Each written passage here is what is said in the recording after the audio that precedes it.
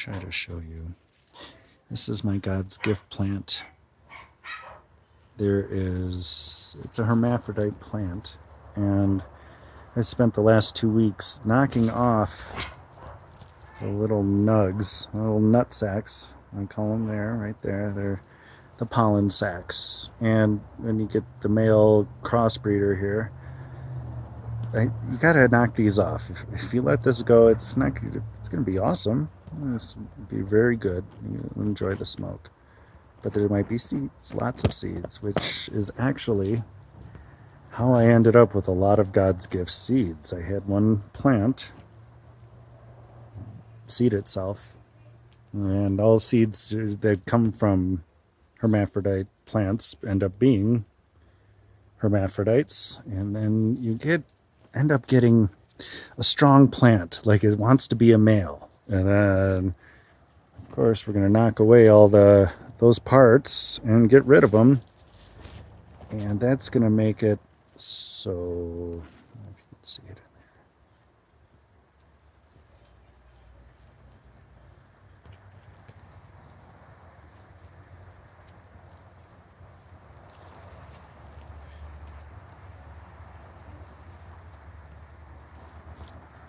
That's dumb.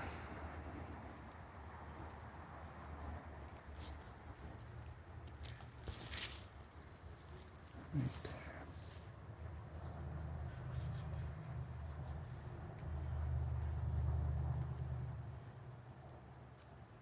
These parts under here, and they grow under the leaves and under the buds, and then you just knock them off like that. Like, can you do this early before they start producing a lot of pollen where it's going to float in the air? You get this right away. I started seeing it before they started budding, but they were very small. Now this one had like a billion of them, and you can deal with it and you can save it. And really, what ends up happening is you get a really strong plant, female, and she just grows some really intense buds. And sometimes that's a good reason to have like it's a little extra work, but it's not really, it's all good, you guys. It's gonna be awesome. So I spent like the last 2 weeks, every day I would come out, and I gave it a few days this time, and I found it, and I'm sure there's more, like right in here. So I can see it. And you can get right in there and grab it.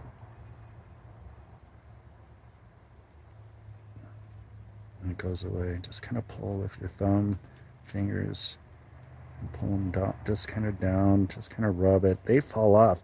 This other stuff I can move around pretty good. I did use some things like rhino skin, which is a silica that keeps your plant bendable and actually helps out here in the heat. There's very intense light where I live, and things like silica. I use Advanced Nutrients rhino skin is to me the best. I do use botanic hair, and it works very good, and you can save a buck. Like, they're everywhere. I've been doing this. Let's see.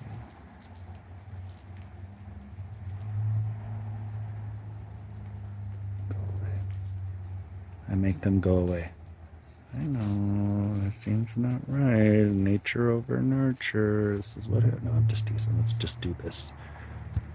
They're everywhere.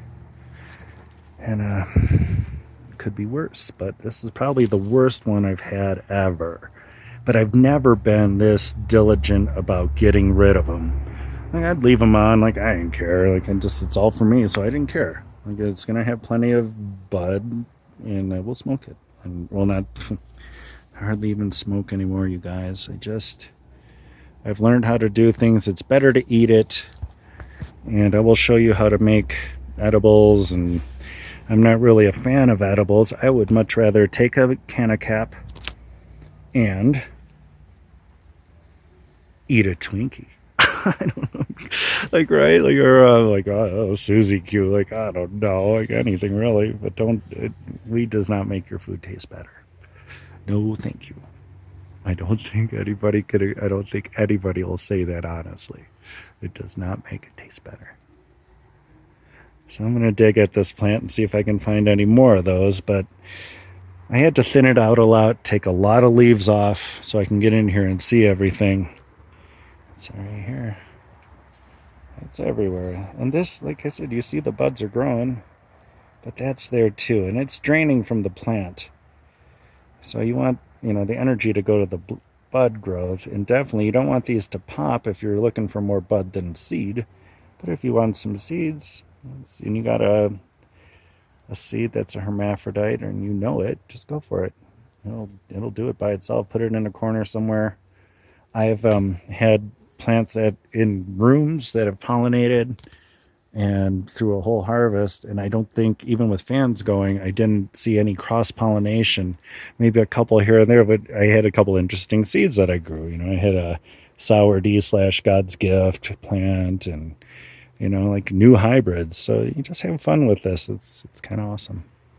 And it's been like the biggest thing when I was diagnosed with MS was to do something. Like, I needed to do something, and I was smoking, but like I didn't know how much this helped me until I really started getting the good stuff, and all the garbage that we've smoked throughout the years. And it was garbage, and that's what they were giving us, and this is good.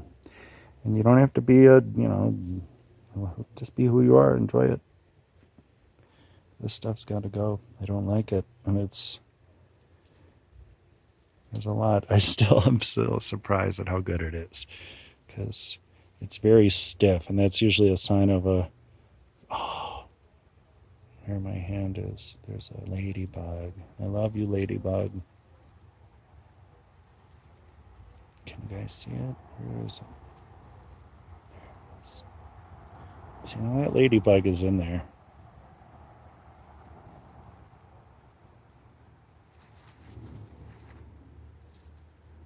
Come on, you want to be on YouTube? There he is. Can you see him grow? He's awesome. Now, where I live, there are things like spider mites and stuff like that. But if I ever see a ladybug, you can stay right there, baby. She's going to take care of that problem. And I wanted to say that about this plant. Like, of all the plants, this one is the strongest. The leaves don't look like there's any damage on it. Probably because this nice little ladybug's living in there, and she is eating them all. Bye-bye, spider mites. I hate you. I will smite you. They're the worst. They're the worst. It was actually the one thing that almost made me quit doing this. Those damn spider mites. You had to buy... you got to buy organic pesticides and stuff that cost $500 a gallon. No, thank you. But I've learned over time to get your plants healthy. If your plants are healthy and the bugs can't bite through the leaves, ain't no big deal. It really isn't. And they can't do it. Their leaves are too strong. So you have to do the right things and keep your plants healthy. Different areas come across different problems. Right now I had rain, so we have to worry about this plant. This is electric Kool-Aid, and we'll talk about that in a little bit. But this one is highly susceptible to powdery mildew. And if you live in anywhere where there's a lot of humidity, this plant grows 1 billion leaves. And I shredded it. I took like 144,000 leaves at last count off of it, and there's still at least 2 million on there. So yeah, like, that one's rough, and I don't like it, and I won't grow this anymore because it's a lot of work to keep it this way. You have to add extra nutrients to keep it healthy. And I see this stuff at shops. I see purple punch at the shops.